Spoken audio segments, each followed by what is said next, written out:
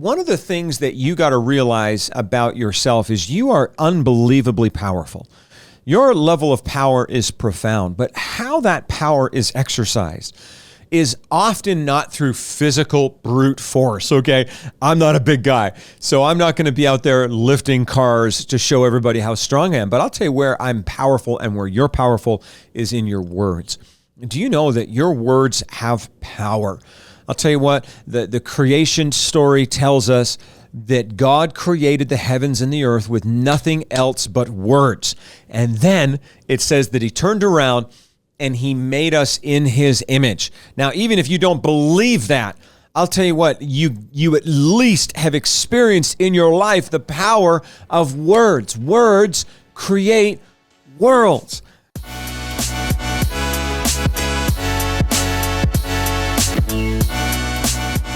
Hey friends, my name's Abe Brown, and I'd love to spend a couple of moments with you talking about 7 daily routines that will elevate your impact. 7 daily routines that will elevate your impact. Now, I always like to ask people, what do Warren Buffett and Winston Churchill and Barack Obama all have in common? And obviously, besides being famous and being prominent people who were relatively successful, in some cases massively successful, actually in all cases in their field, what do they have in common? And that is that every single one of them, Warren Buffett, Barack Obama, Winston Churchill, had what's called a daily routine, Now, the word routine actually comes from a French word which means route or road. And so when you think about a routine, what you're thinking about is literally a path for getting from where you are to where you want to go. That's what a route is. That's what a road is. But when you use the word routine, what you're thinking about is a sequence of events that you execute on, a sequence of actions that you regularly follow. So, I come to work. We have a set of offices here closer to downtown Calgary. I live in the suburbs. And so I follow the same route, or I have the same routine getting to work every day. Now, what's so cool about routes or routines is that they allow you to tap into the power of habit. Now, you might be saying, well, Abe, what's the power of habit? Well, the power of habit, according to the neuroscientists, is that when you operate with a daily routine, when you have healthy habits within your life, you are equipping and setting your brain up to perform at its very best. A lot of the time, we're struggling to keep our head above water because we feel like there's way too much on our plate. We don't have enough margin in our lives to get everything done that we need to. We don't have enough time. We don't have enough space. We don't have enough whatever. But the reality is often we don't need more time. What we actually need is more focus. And I know that might sound like a little bit jarring, right? If you're like that person who right now listening to me is like, dude, I need time. Listen, time is that one thing in your life that you're never going to get any more or less of than you're going to get. In other words, we all have 24 hours in a day. We all have 60 minutes in an hour. We all have 60 seconds in a minute. At the end of the day, there's no way to stretch or flex or manipulate that. The only thing you can do is hopefully live really healthy and hope that you get to live a long life. But the reality is today, you've only got this day, and even that is not guaranteed. And so what do I actually have to do? I need to choose my focus, right? I don't necessarily need more time, but what I do need is more focus. I need to tap into the power of habits and routines that will allow me to accelerate or maximize the efficiency of the time that I use. Why? Because your brain actually works best on routine. So I want to share with you 7 routines that I actually have employed in my life for many, many years. And why 7? Well, you could probably come up with a list of 100 if you wanted to. But in my own life, what I've really tried to do is I've really tried to simplify my daily routines into 7. And I'll get a bit specific. I know people always send me messages saying, Abe, can you share your daily routine? And so I'll do that too, because maybe that will be helpful for some of you. Maybe for some of you, you could care less, and that's totally fine. But let me just share with you 7 principles that are a part of every single day for my life. And I haven't just been practicing this for 5 minutes, okay? I've been practicing this, like when I say practicing, I mean like with 95% consistency for the last 30 years. So this isn't, me like trying something out with you guys. This is a pretty long-term experiment that I'm now happy to talk about some of the results of. And I haven't hit it perfectly, and I still have lots of areas to improve. But the first one is this: internalize. Internalize. Now, maybe it's because I have a fairly public kind of job or business or role, but what I find is that so much of the world is externals. Do you know that about 80% of people check their phone before they even wake up in the morning? So they wake up in the morning, and when I say wake up, I mean like get out of bed. So they get out of bed after they take a look at their phone. And a lot of the times people will spend 15, 20 minutes in their bed looking at their phone, checking their social media, checking their messages, all that stuff. Like, in other words, we're going and we're wired to push ourselves towards externals rather than internals. And now when I say internals, what do I mean? I mean, you got to take time to be with you. And you're like, yeah, I do that. I have date night with my wife. No. You got to take time to be with you. You're like, yeah, me and the bros, we go out for chicken and wings, wing night every Wednesday. No, that's not internalizing. Internalizing is you being with you. And you're like, oh, okay, no problem. I do that when I'm in the can doing number 2 when I'm scrolling on my phone, right? These are literally some of the reasons people are like, yeah, I'm alone. And I'm like, no, you're not. You got your freaking phone with you there. You're not even alone in the toilet. Like back in the day, you used to go into the toilet, right? And why am I saying this? Because your life is actually a lot more about what's going on between your ears than what's going on your phone. And I'm not judging. Like, I literally spend about 4 hours a day on my phone. So I'm not saying don't spend time on your phone. I spend 4 hours on my phone because I use it for business. It's a business tool. I'm proud of that. Some days it's even more I'm on my phone than that. I'm definitely on my devices probably 10, 12 hours a day if you add up laptops and iPads and phones and all of that. So I am not anti-device for 1 second, but I can promise you there's a time in my day, for me it's like an hour and a half, 2 hours a day where the phone is off, and I'm not talking about when I'm sleeping. I'm talking about I'm wide awake and I'm not checking anything, but I'm journaling and I'm internalizing and I'm digging deep and I'm taking time with me. Why? Because this freaking brain of mine is going relentlessly. I have people situations, I have problems, I have my own pain, I got my own situations, and I need time to process it. And I can't do that if I'm so busy looking at the 200 shares on my last video, or if I'm busy worrying about what this person said about me, or if I'm spending all the time scrolling through what everyone else thinks about the world on X or Facebook or TikTok or whatever the heck you happen to be into. So what I would say is take time for your devices, but schedule it around your time with you. So the first thing is internalize. I hope that means something to you, because if you can't be alone with yourself, right? Like something is off. You know what I'm saying? Like you're actually a pretty cool person, but if you can't be alone with you, then what's going on? The second thing is this: you want to internalize, number one, but then number two is to energize. Now, energize is, this would be what a lot of the time people talk about as self-care, but I find myself not even wanting to use that word a lot anymore, because if you just Google self-care, it's kind of like people have this idea that it's like little candles and glasses of white wine or red wine or, like whatever. And I'm not like anti any of that, of course not. But when I think about self-care, like I don't just need to be cared for. Like here I am just coddling Abe in the background somewhere. Like that's weird. Do you know what I'm saying? Like self-care is me energizing so I can go out and do serious stuff. Do you know what I'm saying? Like I need to make sure that my level of energy is high, that mentally, emotionally, physically, even spiritually, my level of energy is really high, because I want to give a lot today. I want to do a lot today. I want to accomplish a lot today. So I'm not saying there's not a place for self-care. Go take spa time. Go do whatever you do with Himalayan salts and whatever it is you're into. All of that is great. But on on the daily, you've got to find a way to recoup your energy. Because here's how it works for me. I get up in the morning, I do my energizing, and then I spend all of that energy by the end of the day. And so I have all my coaching sessions. I do all of my talks. I write all the stuff that I write. I make all the business decisions. I interact with all the people. And by the time I hit like 8:39, I'm done, man. Like the energy that I filled up in the morning in my energizing, I have spent. And so what do I need to do? The very first thing this morning, I did it. Yesterday morning, I did it. 10 years ago, I did it. 20 years ago, I did it at the same time every day. And that's energizing. Now, hey, that's going to look a little different for you than it does for me.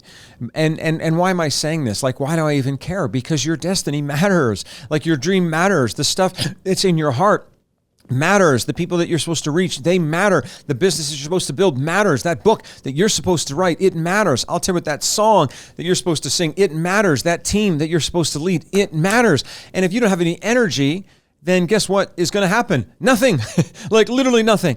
And so energize mentally, emotionally, spiritually, physically. Find what works for you. So number 1, internalize. Have a little bit of time with yourself because you're pretty cool. Number 2, energize. But number 3, I like this one, and it's prioritize. Now, priorities is really, really tricky. I mean, if there is no opportunities in front of you, and if you want nothing, then prioritization is like super easy. Why? Because you're just like an animal. You just kind of go with whatever you kind of find yourself faced with that day. But that's actually a little disrespectful to the animals because, like, let's be honest, ants work pretty hard. You ever seen a mama bird, building her nest? Like, you ever see a beaver build a dam? So even they sometimes work harder than some of the humans that I've seen. I'll tell you what, why are they working? Because they prioritize. At the end of the day, you can't do it all. So you have to decide, like, what can I do? What is it that is most important to me of all of the available options that are out there? Now imagine, you had way too much dream and not enough time. Does that sound like you? Like, because it sounds like me at times in my life where I'm like, man, I've got so much that I want to do that I don't even know if I have enough time to do it. If that's you, man, or lady, I totally empathize with you. But let me say, the only way you move from vision to reality, the only way you move from the dreaming to the doing is to decide what's my next step. And that is a question of priorities. In other words, what's the most valuable use of this moment in order to get me to my long-term objective, right? I don't know what's going to come tomorrow, but what I've got right now is this moment. And that involves the idea, my friends, of prioritization.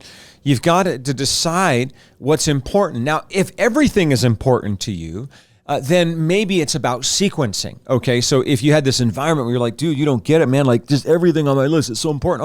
Okay. But then maybe what it comes down to is, okay, how am I going to sequence? Because sequencing matters. You can't do it all at the same time.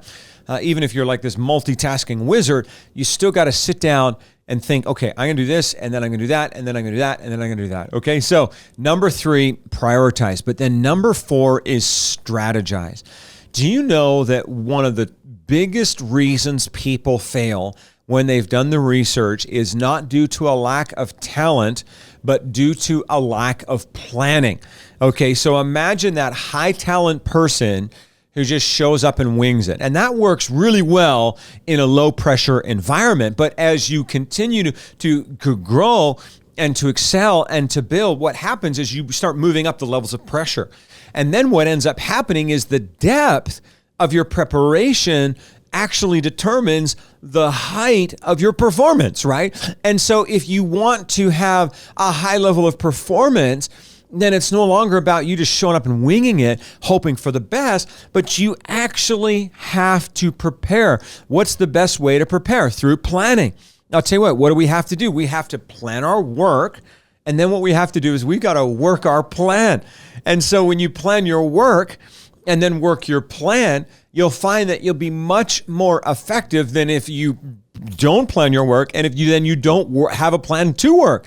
And so it's really important that we pull these things through. Now, the 5th sort of routine that I have experienced, and it's changed my life, is visualization. Visualization. Now, I want to just talk about this because some people are like visualization skeptics. Am I saying that if you visualize something, the way that you visualize it, it will always come to pass like that in every case, every time? Of course not. But what I'm talking about and what we're talking about here is daily routines that optimize, that increase the probability that you will succeed. And I promise you that if you're about to give a speech and you visualize yourself completely crapping out, you will completely crap out. Like, that's just the way it works. If you visualize yourself like standing at the plate with a baseball bat in your hand, striking out, missing the ball, guess what happens? You will miss the ball. So we're not saying that if you just start visualizing, bro, everything's going to be fine. But what we are saying is that if you want to optimize, if you want to increase your probability of success, well, then before you get on that sales call, you got to visualize your success. Before you actually take the stage and give that speech or that presentation or that talk, whatever it is, you've got to visualize yourself succeeding. Before you take that golf club in your hand, even Jack Nicklaus, one of the greatest golfers of all time, he said, I never take a shot without visualizing exactly where the ball is going to go. And I think I've actually talked to some of the highest performers on the planet, like multi-billionaires, people like this, and they've said that I had one tell me that he spends 15 minutes a day just visualizing. What he does is he looks at his calendar. I thought this was so cool. Like, who am I meeting today? What am I doing today? Where am I doing research today? Where am I doing analysis? What's happening? And he actually takes time to visualize all of those meetings and all of those scheduled events that are in his planner. And he visualizes them going the way he wants them to go so that he can optimize his success. And so this is kind of the idea. You got to see it before you see it. I mean, expectations drive reality. So if you can see it in your mind, then there's a greater chance that you're going to see it in your life. But if you can't even see it in your mind, well, it's probably not going to happen in your life. So that's number 5. Number 6 is you've got to verbalize. Now, one of the things that you got to realize about yourself is you are unbelievably powerful. Your level of power is profound, but how that power is exercised is often not through physical brute force, okay? I'm not a big guy, so I'm not going to be out there lifting cars to show everybody how strong I am, but I'll tell you where I'm powerful and where you're powerful is in your words. Do you know that your words have power? I'll tell you what, the creation story tells us that God created the heavens and the earth with nothing else but words. And then it says that he turned around and he made us in his image. Now, even if you don't believe that, I'll tell you what, you at least have experienced in your life the power of words. Words create worlds. And so if you say you suck, you're probably going to suck. If you say that person's a nasty biatch or whatever it is you say about that person, she's probably going to be that to you because your words have power. But if you start speaking life, if you start speaking hope, if you start speaking success, and so, then you're going to see it. Now, what would that look like? Well, that would look like, and more importantly, what would that sound like? Is that would sound like you saying to yourself, maybe while you're driving to car to work, I'm going to hop on a sales call today, and I'm going to make more sales than I've ever made in my life. And you're just speaking that out. I'm going to have a meeting with so-and-so today, or I'm going to have a tough conversation with so-and-so today. Not only am I visualizing that it's going to go well, but I'm verbalizing that it's going to go well. So verbalizing and visualizing actually go together really, really well. What I find is that I start by visualizing it, but then I start to verbalize as the next step. And so I visualize how that meeting's going to go, how that presentation's going to go, how that planning session's going to go, and then I start verbalizing it. Why? Because there's unbelievable power in your words. I'll tell you, there's neuroscience behind this. There's biology around this. Actually, even biological responses are triggered by words. We know that in the negative. I mean, boy, if you've ever had trauma or experienced a really, really bad relationship with someone, I mean, just the sound of their voice coming in there, it just triggers you, right? And so how is it that we can believe that words have power in the negative, but we don't believe that words have power in the positive? Of course they do. And so use your words wisely. Use your words with wisdom, because your words have power. Now, number 7, this one is interesting, and I'm going to close with this, and that is the idea that we need to harmonize. Now, harmonize, what does harmonize mean? Well, I guess you could say that one aspect of harmonization is how we get along with others. But to me, that's a given if we harmonize first with ourselves. And what do I mean by that? I can't tell you just in the last week how many people have said to me, "Oh man, I'm ADD, I'm ADHD." I'm not saying that they're wrong. I'm not saying that at all. But I guess is it a diagnosis anymore if 100% of the people have it, or is it just normal? Do you know what I mean? Like if 100% of the people around us are always with distracted focus, is that actually some medical condition? I'm not speaking as a doctor. I'm just speaking as a dude. Or is it an evidence that a lot of us struggle today with distracted focus? And I said this earlier, but about 90% of us, we check our phones within 10 minutes of waking up. 89%, that's the exact number. 69% of us, 69% of people have texted someone in the same room. Okay? In the same room. That's 7 out of 10. And 75% of Americans say they use their phone on the toilet. All right? I'm one of them.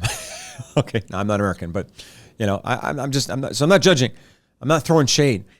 What I'm saying is we are really having a hard time harmonizing with ourselves because we're so tethered to the digital world. And, there was this really interesting study that was done by the University of Oregon, and they found that if you're focusing on something and then you get interrupted, that on average, it will take 23 minutes to get back to the same state of focus. And so the example they used was, imagine you're sitting there and you're working away on your laptop or on your computer, whatever, and you're right in the zone. You got the flow going, you're writing something, you're doing some research, whatever you're doing, right? And then you glance over at your phone because there's a text message. And so if you stop the thing you're doing here on your laptop to respond to the text message on your phone, that it actually will take you 23 minutes. 23 minutes. That's over 2,000 seconds. That's a lot of time to get back to the same level of focus that you had. And so, I don't know about you, but when I'm working with my phone around my desk, I always put it face down. Now, why do I say that? Not because I'm some do-gooder, but because of the fact that I know how hard it is to get back into focus once I've lost it. I mean, when you lose your focus, holy cow, it's really hard to get it. It's number one, it's hard enough to get your focus if you're like me. By the way, I was first diagnosed with, at that time they called it hyperactivity disorder when I was 7. Okay, 7 years old. I'm a long ways from 7. And so all my ADD, ADHD friends out there, I'm your guy. I'm with you. I get it. It's really hard for me to focus, right? Really hard. And so what I want to try to think about is, how do I harmonize my life so that I'm eliminating as many distractions as I can? So 7 daily routines that have elevated my impact. Number 1 is internalize. Number 2 is to energize. Number 3 is to prioritize. Number 4 is to strategize. Number 5 is to visualize. Number 6 is to verbalize. And then number 7 is to optimize. And, kind of how this works for me, my own daily routine. And I shared a little bit of it earlier, but mine is really simple. And I'm going to tell you, I have practiced this now for 30 years. And so, like I say, to about 95% consistency. Otherwise, I wouldn't share it, because I'm not going to just be like, hey guys, this is what I tried out last week. You know what I'm saying? There's a track record here in my case. And this is maybe one thing that has probably kept me sane. And I've had all kinds of crazy things going on. But that daily routine has probably tethered me to sanity more than almost anything else. And so I get up in the morning. The very first thing I do is I put my cup filled with water. And I just drink, maybe a liter of water. Definitely, at least 500-600 milliliters anyway. So half a liter, something like that. And why do I do that? Because number one, I'm just dry, first thing when I wake up. But I also find I want to get my system, my motor, my metabolism going already and flush anything out overnight, any things that my body has digested that need to probably be sent out. And so I just drink water. And then I, at that point, do a 10-minute ab workout. Now, you might be like, dude, that's kind of weird. Why do you do that? Well, because at that point, my stomach is empty. And it's important to me to have a 6-pack of abs. And so maybe for you, you're like, well, I don't care about that. Okay, drop it. Doesn't matter to me. I'm just telling you what I do. But I find these folks who do these ab things for like a couple of weeks and then they drop off the horse and then they try to get back on. Well, you're not going to get a good set of abs. Now, we all know why we need a good set of abs. It's because it's not just, oh, it looks good, but it's also about the strength of your core, right? Your back, muscles, all of the parts around your pelvic, your whole hips, all of that. You want to make sure that those things are strong. And so I just do a 10-minute routine every day. And so at this point, I've drank some water, I've done my 10-minute abs, and I've been awake for like 15 minutes. And then what I do is I go right into what I call my daily devotional time. And for me, this is, I'm a Christian, so I use some Bible stuff. I go through some prayer. I go through some meditation. I go through some journaling. And maybe those things aren't your thing. That's fine. But I would encourage you to at least, if nothing else, practice some meditation, practice some mindfulness, practice some journaling, and that's kind of the internalizing stuff. So, at least for me, when I'm journaling, it gives me a chance to review even the events of yesterday, like where did I say something that was stupid? I need to go apologize to somebody. Where did I make a decision that I'm really happy about? Where is there a victory that I can celebrate and give myself, first thing in the morning, a little pat on the back?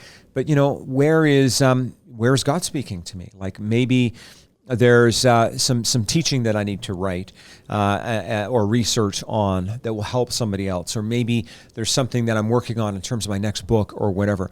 And so for me, that's about an hour and a half, right?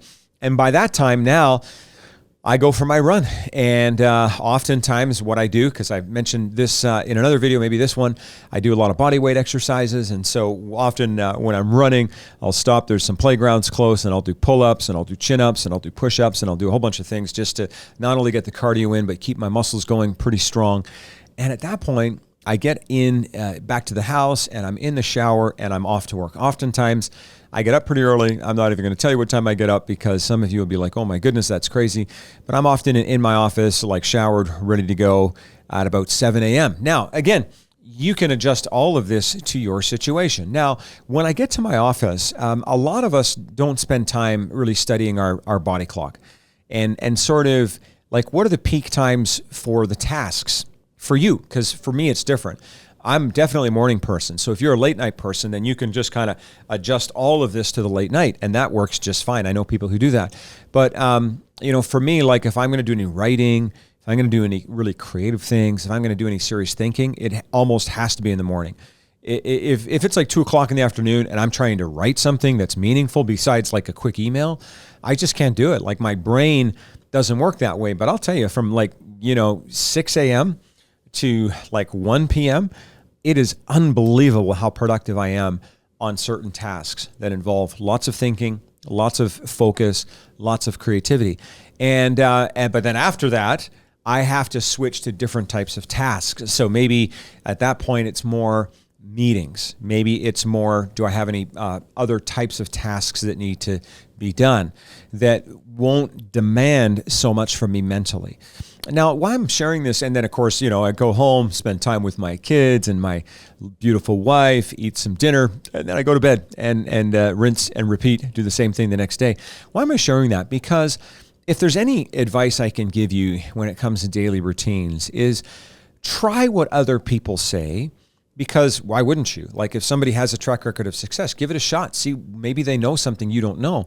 But then make sure you know yourself enough so that you can adapt it to your own needs. I think a lot of the time we try someone's routine and we're like, well, that didn't work for me. And then we throw it out the window and then we just go back to being, completely undisciplined without any routine at all. And I think that's the worst strategy. I think we borrow someone else's routine for a little while so that as we're borrowing it, we can learn and listen to our body, listen to our own mind, listen to our emotions, and try to determine and tease out like what's working for me. and then you adapt it to you. And so the routine that I shared with you, I have maintained the basics of it for those 30 years, but it has changed a lot over the years, right? So the basic fundamentals have shifted, have not really shifted, but believe me, I've adjusted all kinds of things within those frameworks over the years so that it is uniquely mine. And that, I think, is why it's been so successful. Like, if you can't imagine you doing something a year from now, a decade from now, then you probably shouldn't be doing it. And so do it long enough so that you can learn, but then make it your own. So on that note, I want to thank you for tuning in. I would be so excited if you would subscribe to our podcast here, if you'd give us a 5-star review, of course, if you would share this podcast. And, if you're looking for more resources, if you're looking for free stuff that can really benefit you, please do go to failuretoflourishing.com and we'll help you out right there. Thanks for tuning in.